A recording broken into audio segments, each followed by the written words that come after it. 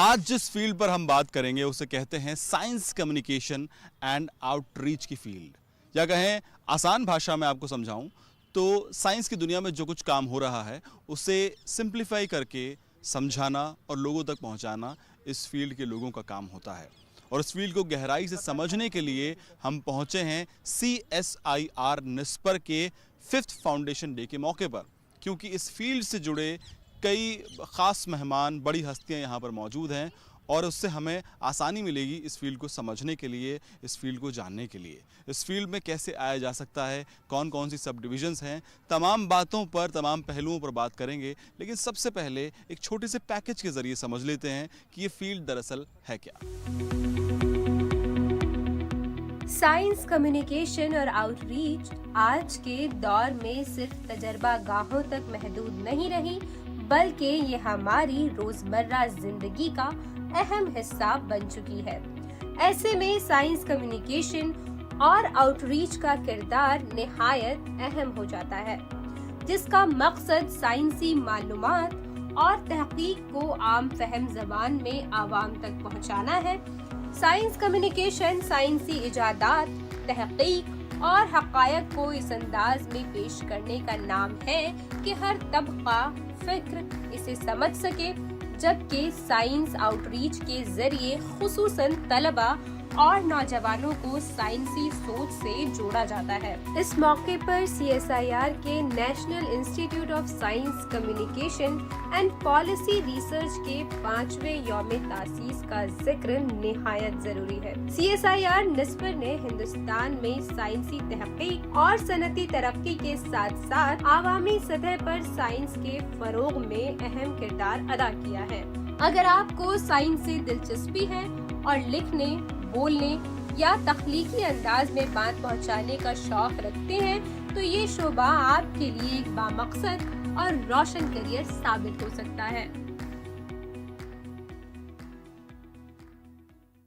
Science communication and outreach की field को कुछ हद तक आप इस पैकेज के जरिए समझ गए होंगे, लेकिन अब इस फील्ड को गहराई से समझने के लिए, जानने के लिए हम चलते हैं अपने अगले सेगमेंट की तरफ, जिसका नाम है करियर की बात एक्सपर्ट के साथ। और इस सेगमेंट में हम पहुंचेंगे 5th फाउंडेशन डे के मौके पर CSIR निस्पर के, क्योंकि यहाँ पर इस फील्ड से जुड़े कई खास मेहमान हैं, कई बड़ी हस्तियां हैं जिनसे हम बात करेंगे और इस फील्ड को गहराई से समझेंगे। साइंस कम्युनिकेशन एंड आउटरीच की फील्ड पर आज हम बात कर रहे हैं और इसीलिए हम पहुंचे हैं CSIR निस्पर के 5th फाउंडेशन डे के मौके पर, क्योंकि यहाँ पर बेहद ख़ास मेहमान मौजूद हैं, इस फील्ड से जुड़े लोग मौजूद हैं। उनसे बात करके हम जानना चाह रहे हैं गहराई से इस फील्ड को, और इसीलिए एक बेहद ख़ास मेहमान हमारे साथ हैं, डॉक्टर गीता वाणी रायसम, जो कि डायरेक्टर हैं CSIR निस्पर की। मैम, खैर मकदम है आपका हमारे इस ख़ास शो में। थैंक यू, धन्यवाद। सबसे पहला सवाल आपसे यही कि 4 साल के इस सफ़र को आप कैसे देखते हैं? ये 4 साल का सफ़र बहुत ही अच्छा रहा, बहुत ही सक्सेसफुल रहा। जैसे कि ये निस्पर आपने कहा कि सिर्फ 5 साल पहले शुरुआत हुई इसका 2021 में। इसके पहले 2 इंस्टीट्यूशंस थे CSIR का, निस्टैट्स जो साइंस पॉलिसी पे काम करता था और निस्केट जो है साइंस कम्युनिकेशन और आउटरीच पे। इन दोनों इंस्टीट्यूशंस को मर्ज करते हुए 2021 में गवर्नमेंट ने डिसीजन लिया कि एक नया इंस्टीट्यूशन जो निस्पर है का फॉर्मेशन हुआ। और इसका फोकस वही है कि साइंस कम्युनिकेशन, आउटरीच और जो साइंस हो रही है रिसर्च लैब्स में लोगों तक कैसे पहुंचाए, उनके बारे में इंफॉर्मेशन जो है हम जो है रिसर्च जर्नल्स के द्वारा और साइंस पॉपुलर मैगज़ीन्स के द्वारा, हमारा 3 साइंस पॉपुलर मैगज़ीन्स है, साइंस रिपोर्टर और उर्दू में भी है साइंस की दुनिया। आप ज़रूर सब्सक्राइब कीजिए। इसमें बहुत सारे स्टोरीज़ है साइंस के बारे में, और वर्ल्ड वाइड जैसे अभी नोबेल प्राइजेस मिले उसके बारे में भी हम आर्टिकल्स लिखते हैं उर्दू में। और इसके अलावा विज्ञान प्रगति भी है जो हिंदी में साइंस कम्युनिकेशन के बारे में आर्टिकल्स आते हैं। इसके अलावा हमारा बहुत सारा सोशल मीडिया, यूट्यूब चैनल्स के द्वारा भी हम साइंस कम्युनिकेशन करते हैं। और जैसे कहा साइंस पॉलिसी भी एक इम्पॉर्टेंट एस्पेक्ट है हमारे लिए, उसके ऊपर भी साइंस पॉलिसी रिसर्च पे भी हमारा काम चल रहा है। जैसे हम लोग research and development and innovation जो बात करते हैं कि इनोवेशन कैसे किया जाए हमारा देश में, और विकसित भारत जब करते हैं कहते हैं कि तो ये तो सिर्फ साइंस एंड टेक्नोलॉजी और इनोवेशन के द्वारा ही हम पहुंच सकते हैं। तो उसके लिए कैसे पॉलिसीज़ चाहिए और कैसे हम वेरियस स्टेक होल्डर्स को साथ में लेके चलेंगे, जैसे इंडस्ट्री है, एकेडमिक्स है, यूनिवर्सिटीज़, कॉलेजेस और इवन नॉर्मल स्टेक होल्डर जैसे फार्मर्स हैं, इन सबको भी कैसे हम साथ में लेके साइंस पॉलिसी के द्वारा और साइंस कम्युनिकेशन के द्वारा हम कैसे विकसित भारत की तरफ जाएंगे, यही हमारा मकसद है। मैम, आज के एआई के दौर में, टेक्नोलॉजी के दौर में किस तरह से चीज़ें अलग होंगी, किस तरह से कुछ नया किया जाएगा इस फील्ड में, निस्पर क्या कुछ खास करने वाला है इस नए दौर में? तो आपने बहुत ही अच्छा क्वेश्चन पूछा, क्योंकि हम सबके किसी भी न्यूज़पेपर या मीडिया देखे एआई के बारे में ही चर्चा हो रही है, और एआई बहुत ही इम्पॉर्टेंट टूल है हमारे लिए। और हम निस्पर में, जैसे मैंने कहा था, हम साइंस कम्युनिकेशन करते हैं। हम सोच रहे हैं कि एआई के द्वारा हम कैसे साइंस कम्युनिकेशन को और भी आगे बढ़ा सकते हैं। हमने एक नया इनिशिएटिव शुरू किया है फ़िलहाल कि ये जो हमारा साइंस रिपोर्टर है, जैसे अभी हिंदी और इंग्लिश में है, क्या हम बाकी रीजनल लैंग्वेजेस में कर सकते हैं? बिकॉज आप जानते हैं इंडिया में तो बहुत सारे लैंग्वेजेस हैं, तमिल, तेलुगु, कन्नड़ा, और फ़िलहाल हम पब्लिश नहीं कर रहे हैं। तो एआई के द्वारा क्या हम इसको ट्रांसलेशन कर सकते हैं, यही सेम आर्टिकल को? और ऑब्वियसली अभी एआई इतना परफेक्ट नहीं है कि जैसे हमारे रीजनल लैंग्वेजेस में जो डायलेक्ट है, जो इमोशंस है, वो तो एआई के द्वारा नहीं है, तो ह्यूमन इंटरवेंशन भी चाहिए होगा। बट लेकिन AI will make it better, क्योंकि बहुत जल्दी ट्रांसलेशन जो है हमने देखा है कि काफ़ी हद तक इट्स एक्यूरेट, बट फिर भी ह्यूमन इंटरवेंशन चाहिए। तो उसके दोनों, ह्यूमन एंड एआई टुगेदर, हम ये से देख रहे हैं कि कैसे इसको साइंस कम्युनिकेशन को हम रीजनल लैंग्वेजेस में थ्रू आउट इंडिया कर सकते हैं। मैम, आज का हमारा जो टॉपिक है वो साइंस कम्युनिकेशन एंड आउटरीच है, और जब इस फील्ड की हम बात करते हैं तो CSIR निस्पर एक बहुत अहम इदारा हो जाता है। अब उसके बारे में बता भी रहे हैं किस तरह से ये इदारा काम करता है, ऑर्गेनाइजेशन काम करती है। मैम, लेकिन अगर साइंस कम्युनिकेशन एंड आउटरीच की फील्ड को एक आम स्टूडेंट समझना चाहे तो आप कैसे समझाएंगे, क्या कहेंगे आसान भाषा में, अगर कोई समझना चाहे कि ये क्या फील्ड है? तो साइंस कम्युनिकेशन तो यही है, जैसे मैंने कहा, आपको पता है कि आइंस्टाइन ने कुछ रिसर्च किया या सीवी रमन ने, सबको पता है कि सीवी रमन ने बड़े साइंटिस्ट थे, बट उन्होंने क्या रिसर्च किया ये तो कोई बता नहीं सकता है। तो उसी को, और ये टेक्निकल चीज़ है, साइंस जो है बहुत ही टेक्निकल। मैं भी फिज़िक्स के बारे में समझ नहीं पाती हूँ, although I am a scientist, मैं बायोलॉजी से हूँ, बायोलॉजी मेरे समझना आसान है। तो जो आम जनता है उनको साइंस के बारे में समझाना बहुत ही कठिन है। तो ये साइंस कम्युनिकेटर्स जो है वही आसान बनाते हैं। साइंस कम्युनिकेटर का रोल यही है कि जो साइंस बहुत टेक्निकल है उसको बहुत सिंपल बना के समझा सके लोगों को, वही साइंस कम्युनिकेशन है। अब पूछ सकते हैं क्यों करना है साइंस कम्युनिकेशन? साइंस कम्युनिकेशन ये इम्पॉर्टेंट है, जैसे आपको पता है हमारे इंडियन कॉन्स्टिट्यूशन में साइंटिफिक टेम्पर का भी जिक्र किया है। तो ये है कि हर एक नागरिक को पता होना चाहिए कि साइंटिफिक प्रिंसिपल्स क्या है और साइंस से हमें क्या फ़ायदा मिल रहा है। बिकॉज अल्टीमेटली जो हम आज पहुँच सकें इंडिया, तो because of science and technology. तो ये इम्पोर्टेंस जानना बहुत ज़रूरी है। इसी को मकसद में रखते हुए साइंस कम्युनिकेशन जो है हम कर रहे हैं। मैम, कौन कौन स्टूडेंट इस फील्ड में आ सकते हैं, कैसे इस फील्ड में आया जा सकता है, करियर ऑप्शंस क्या हैं, कैसे शुरुआत की जाएगी और आगे पॉसिबिलिटीज़ क्या क्या निकल कर आती हैं, कहाँ कहाँ जॉब की जा सकती है, इस पर अगर आप थोड़ी रोशनी डालें तो बहुत अच्छा होगा। हाँ, ये तो अच्छा क्वेश्चन है आपने जो कहा। ये तो जनरल साइंस कम्युनिकेशन तो कोई भी कर सकता है साइंस के स्टूडेंट। अगर आपको प्रोफेशनली करना है तो जनरली साइंस के बैकग्राउंड चाहिए होता है, क्योंकि साइंस समझना पड़ेगा। तो अगर बैचलर्स या मास्टर्स स्टूडेंट्स हैं जो साइंस में, तो वो साइंस कम्युनिकेशन कर सकते हैं। अभी हम एक कोर्स शुरू करने वाले हैं, एक डिप्लोमा कोर्स, जो भी सीखना चाहते हैं साइंस कम्युनिकेशन के बारे में, तो एक डिप्लोमा कोर्स भी हम शुरू करने वाले हैं। बट रिगार्डिंग एम्प्लॉयमेंट, आप जैसे CSIR इंस्टीट्यूशंस है, DST है, DBT है, साइंस कम्युनिकेशन का वैसे पोजीशन तो नहीं है, बट साइंटिस्ट का रोल होता है। जो साइंस कम्युनिकेशन भी करते हैं वैसे पोजीशंस के लिए ट्राई कर सकते हैं। बहुत बहुत शुक्रिया मैम हमसे बात करने के लिए, इस पूरी जानकारी के लिए। आपने बहुत अच्छे से बताया कि CSIR निस्पर क्या करता है और किस तरह से इसमें करियर बनाया जा सकता है, ये फील्ड क्या है, बहुत अच्छे से आपने समझाया। तो मैम के बाद कुछ और ख़ास मेहमान भी हमारे साथ हैं, उनसे भी बात करेंगे। तो चलिए आगे चलते हैं। एक और ख़ास मेहमान हमारे साथ मौजूद हैं। आप हैं डॉक्टर विश्व जननी जे सत्याग्री, जो कि साइंटिस्ट हेज और हेड CSIR TKDL हैं। मैम खैर मक़दम है आपका हमारे इस प्रोग्राम में। सबसे पहले आपसे हम TKDL के बारे में जानना चाहेंगे, ये क्या इदारा है और क्या करता है? Thank you so much. I'm really very happy to be part of the 5th Foundation Day celebrations of CSIR NISPER.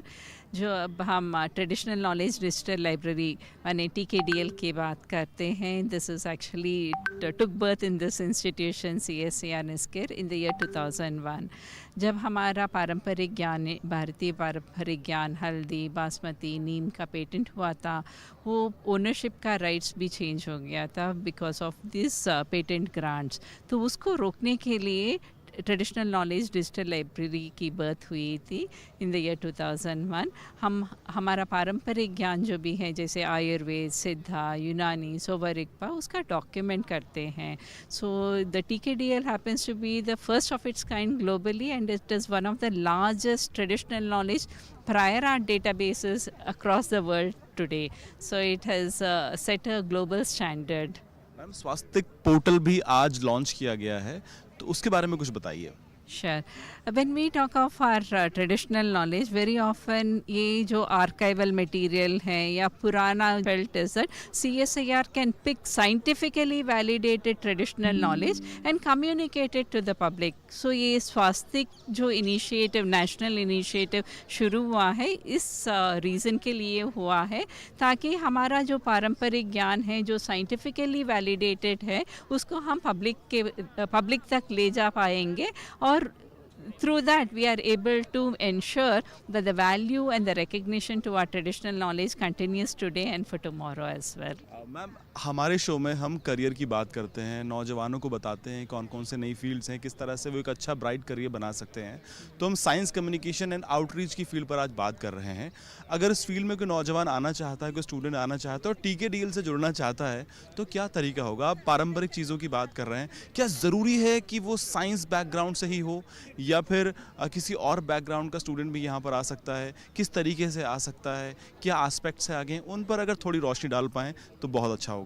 ये TKDL जो हम कहते हैं traditional knowledge digital library, it is an interdisciplinary subject matter जो हमारे जब हम document करते हैं, डिजिटाइज करते हैं हमारे ट्रेडिशनल नॉलेज, वो हमारा पारंपरिक ज्ञान हमारे ही भाषाओं में होता है, जैसे संस्कृत का या हिंदी में या मलयालम में या और हमारे विभिन्न इंडियन लैंग्वेजेस में, तो उसको हम ट्रांसक्राइब करते हैं TKDL के अंदर। So we able to bring out connection between traditional terminologies with modern terminologies. तो उसके लिए we need people who are not only science oriented but from languages, from humanities and other aspects. When we talk of traditional knowledge, it is not only limited to science and technology. जैसे हम cultural expressions की बात करते हैं, it involves even arts and crafts, handicrafts and music, dance and all that. So the TKDL in future would be able to bring in all those aspects of cultural expressions,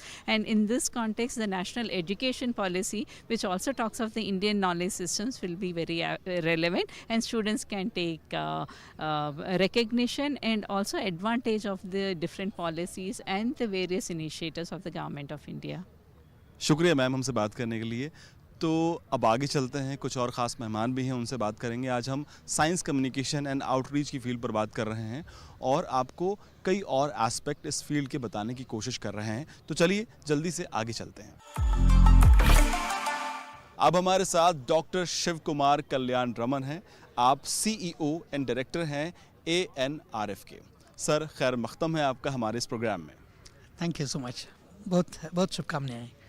sir सबसे पहले ANRF के बारे में आपसे थोड़ा जानना चाहेंगे और साइंस एंड कम्युनिकेशन और आउटरीच की फील्ड में ये ऑर्गेनाइजेशन ANRF क्या कर रहा है, क्या रोल है? अनुसंधान नेशनल रिसर्च फाउंडेशन है हमारा ऑर्गेनाइजेशन का नाम, और इसके प्रेसिडेंट ऑनरेबल प्राइम मिनिस्टर है, और हमारा रोल है इंडिया की रिसर्च और इनोवेशन को बढ़ाएं और उसको फंड करें, और उसके इन दैट प्रोसेस, वो जो फंडिंग प्रोसेस में है, हमारे रिसर्चर्स की मशहूरता बढ़ाएं और उनके रिजल्ट्स को लेकर इम्पैक्ट के लिए एक्सेलरेट करें.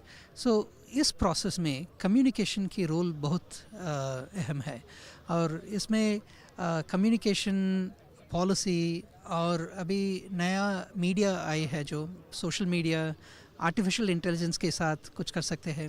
हमने सरल एआई के बारे में बताया हमारे टॉक में, जहां एक टेक्निकल पेपर को कन्वर्ट करके हम एक वीडियो बना सकते हैं जो यूट्यूब या फेसबुक और इंस्टाग्राम रील्स में भी जा सकता है. ऐसे नए नए तरह के इनोवेशंस हम कर रहे हैं, और हमारे चैनल्स में वेबिनार ऐसा कुछ कर रहे हैं. सो ये सभी हमारे एग्जांपल्स है जो हम रिसर्च के फंडिंग के अलावा इम्पैक्ट के लिए भी कम्युनिकेशन कर रहे हैं. सर, जो स्टूडेंट सर इस फील्ड में आना चाहते हैं उनके लिए आपका कोई मैसेज है या कुछ बताना चाहते हैं कि आप इस तरह पढ़ाई कर सकते हैं, इस चीज़ का ध्यान रख सकते हैं, या कोई एक लाइन आप उन्हें कहना चाहें, कोई मैसेज देना चाहें? सी, स्टूडेंट्स को रिसर्च और इनोवेशन के लिए फर्स्ट क्यूरियोसिटी की बहुत इम्पॉर्टेंट है. सो आइंस्टाइन ने ऐसा इम्पॉर्टेंट डिस्कवरीज क्यूरियोसिटी के साथ किया है. न्यूटन ने क्यूरियोसिटी के साथ किया है. ऐसे हमारे सीवी रामन साहब ने क्यूरियोसिटी के साथ किया है. नंबर 1, क्यूरियोसिटी को नहीं छोड़े. सेकंड इज ग्रिट और डिटर्मिनेशन के साथ यू हैव टू, ये लॉन्ग प्रोसेस है रिसर्च का, और अभी बहुत मीडिया में बहुत तरह के मीडिया है, और मीडिया से सीखे, डिफरेंट लोगों से सीखें. सो वो जर्नी में चले, और ऑलवेज कॉन्फिडेंस रहे. बहुत फेलियर्स रहेंगे रास्ते में, बट कॉन्फिडेंस रहे, और फर्स्ट प्रिंसिपल्स में ऑलवेज सोचे. फर्स्ट प्रिंसिपल्स में सोचे, so that will keep them in good stand. बहुत बहुत शुक्रिया सर हमसे बात करने के लिए. एक्सपर्ट से बात करने के बाद मुझे लगता है कि स्टूडेंट से बात करना भी ज़रूरी है, ताकि समझ पाएँ कि वो अपना मुस्तकबिल आगे कैसे देखते हैं और किस तरह से वो पढ़ाई कर रहे हैं, क्या वो फील्ड है, वो ज़्यादा बेहतर तरीके से बता पाएंगे. कुछ स्टूडेंट्स हमारे साथ हैं. आप अभी किस सब्जेक्ट में पढ़ाई कर रहे हैं, बैकग्राउंड आपका क्या है, और अभी किस तरह से आपकी पढ़ाई चल रही है, उसके बारे में थोड़ा आप बताएँ. My name is Rashmi, and currently I'm doing PhD from CSIR NISPER and Delhi Technological University in Department of Biotechnology. And my background has been engineer in biotechnology from NSIT, and I have completed my schooling from Delhi only. And my current research is on the Ayurvedic framework, that is the traditional knowledge development. And currently I'm forcing to contribute, like today we have witnessed the release of the Swastik portal. So I feel that since the WHO summit which has happened last December, India has been the second host to the second traditional global medicine summit. I feel that traditional knowledge is something that the time has come for its resurrection. I mean, it's the high time that it must be validated with evidence and scientific validation for it to become more practically applicable in areas of research that is upcoming. So I feel that my research and my PhD would contribute heavily into the future policy making and this division. Thank you. कुछ और students भी हमारे साथ हैं, और आप देख रहे हैं यहाँ बहुत सारे पीछे पोस्टर्स हैं. ये हमारे पीछे जो पोस्टर है, इसका टॉपिक है phase dynamics of scientific breakthroughs, citation network approach. इस जो पोस्टर की हम बात कर रहे हैं, वो किसने बनाया है, वो शख्स भी हमारे साथ ही, ये भी एक स्टूडेंट हैं. आप इस पोस्टर के बारे में कुछ बताइए ज़रा कि ये पोस्टर क्या कहता है, क्या समझाता है. Okay. Hello, I am Segar Sharma, a PhD student at CSIR NISPER under Dr. Vinayak. इस पोस्टर पे मैंने एक्चुअली काम किया है फिजिकल साइंस डेटा में फ्रॉम OpenLX. उसमें मैंने चेक किया, उनको सबफील्ड लेवल पे चेक किया कि एक्चुअली में हम जो अभी वर्क कर रहे हैं साइंस में, वो उतना डिस्रप्टिव है या कंसोलिडेटिंग है. Like disruptive is like we are contributing new to the field और we are just redefining the existing knowledge. But in this analysis, I found mostly the subfields of physical sciences are just doing the consolidating work on the pre-existing work. Like Einstein said, standing on the shoulders of giants, and we are working on the work that given by the giants like disruptive work, and we are now currently doing the consolidating work. And from this, I found the mostly new subfields are coming in the disruptive and consolidating in a more way, but the deep science are in the, I saw this in a quadrant way, and found that the deep science are in the last third quadrant, which is not consolidating, not disruptive, but slowly, as we all know that deep science is increasing slowly, it's its nature.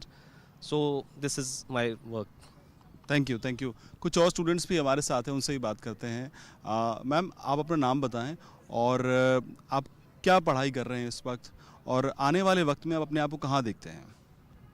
मेरा नाम अक्षिका त्यागी है और मैं एक health care project पे work कर रही हूँ जो मेटाबॉलिक डिसऑर्डर्स पे है, क्योंकि हम देखते हैं कि जो मेटाबॉलिज्म होता है, जितनी भी बॉडी की केमिकल रिएक्शंस होती हैं वो सब मेटाबॉलिज्म में आती हैं। उनमें से किसी भी केमिकल रिएक्शन में थोड़ी भी वो हुई तो हमारे बॉडी में मेटाबॉलिक डिसऑर्डर्स आते हैं, जैसे लाइफस्टाइल डिजीज़ चेंज होने से और डाइटरी चेंजेस से। इस सब से हमारी बॉडी पे बहुत इफेक्ट पड़ता है। तो हमारी ऑल ओवर CSIR की जितनी भी लैब्स हैं 37, उन सब पे स्टडी है लाइफस्टाइल। हमने उन सब के ब्लड सैंपल कलेक्ट किए हैं और हम उनके ऑल ओवर डेटा पे कि उनकी लाइफस्टाइल क्या है, कैसे वो कितना वर्क करते हैं, डेली ऑफिस में उनका सिटिंग टाइम कितना है, इस सब पे फिर उनके उसके अकॉर्डिंग उनकी एज और कहाँ से वो, उनका नेटिव कैसा था और अभी वो कहाँ पे हैं। उनके स्पाउसेस के साथ भी स्टडी है कि दो लोग एक ही जगह पे रह रहे हैं, सेम डाइट फॉलो कर रहे हैं, सेम लाइफस्टाइल है, फिर भी दोनों की जो मेडिकल कंडीशंस है वो अलग अलग है। साइंस कम्युनिकेशन आउटरीच ये एक बहुत बड़ी फील्ड है, काफ़ी वाइड फील्ड है और अलग अलग तरह की सब डिविजन्स इसमें होती हैं। तो अगर आप इस फील्ड में आना चाहते हैं, आप थोड़ी सी रिसर्च कीजिएगा और आप इंटरेस्टेड हैं तो उन बातों को ज़रूर फॉलो कीजिएगा जो कि यहाँ पे एक्सपर्ट्स ने आपको बताई और ख़ास तौर से स्टूडेंट्स ने आपको बताई। उम्मीद करते हैं ये सेगमेंट भी आपको काफ़ी पसंद आया होगा।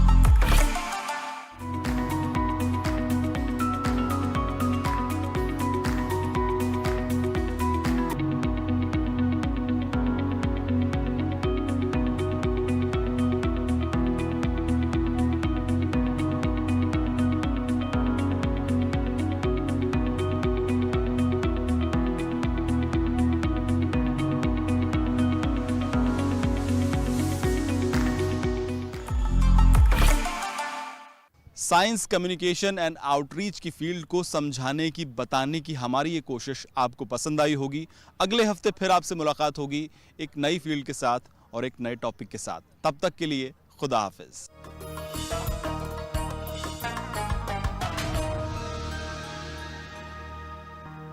लेकिन हालात कुछ ऐसे बने कि हम दोनों को एक दूसरे से अलग होना पड़ा।